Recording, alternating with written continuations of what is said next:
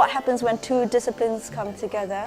In my case, it is art. In Philip's case, it's molecular psychiatry and ADHD specifically. But from there, as a starting point, to then talk about, our different viewpoints or similar viewpoints about it.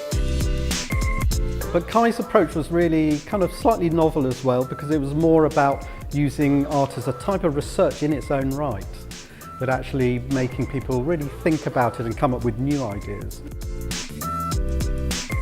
So you've brought in people, you've worked with them, you've directed them, you've been part of performance with them, and that I think has been really an interesting thing to watch, that the way that you collaborate, because we talk as academics about collaborating and we don't always do it in the way that we think we're doing it.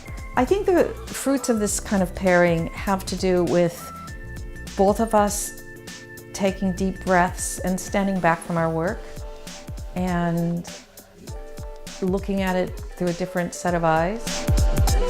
I think what we were both intrigued about was how do we inspire an idea of disobedience to the public, but also through both our practices. Yeah, I think breaking the mould is something, is an interesting idea here. That we tend to be very linear and progressive in informatics. We tend to go on doing things roughly the way we've always done, with little tweaks and improvements and so on.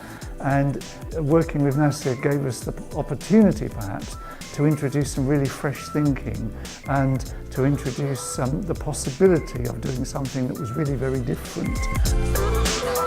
We got to explore different ways in which you can use knitting to create substrates, which is something new for us. Usually, within the context of engineering, you don't get access to those kinds of hand skills which people in the crafts and the arts world work with every day. And most of that knowledge and understanding of how fabrics work is captured in people's fingertips. It's not really captured in textbooks. To solve the world's problems, we need to be more creative, we need to be more innovative, and that means drawing on a broader skill set and having conversations beyond what we know within our disciplines.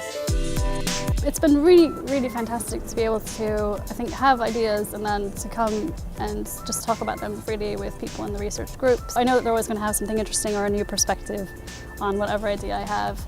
It's meant that for all of us, we've had the opportunity to work in ways we wouldn't normally do our research and communicate our research. So the King's Artist program has helped us with public engagement and communicating in ways we would not have done otherwise. You've, in a whole series of different ways, you have brought the senses back, enlivened the space in that way. I mean, I like the way that a place like this and a residency like this allows you to go off and just explore, go off at a tangent, and it's never really going to be wrong.